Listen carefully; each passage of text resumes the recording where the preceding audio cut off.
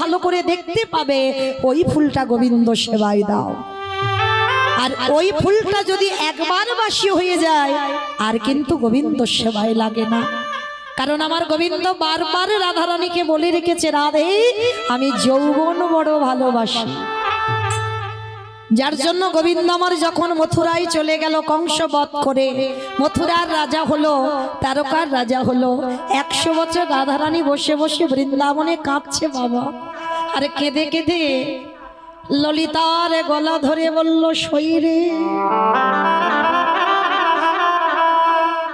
আমার গোবিন্দ যে ব্রজ ছেড়ে মথুরায় চলে গেল, যেদিন আমার বধূ এই ব্রজে ফিরে আসবে সেদিনে যদি আমার দেহে যৌবন না থাকে, বলে বলে কি দিয়ে গোবিন্দ আমি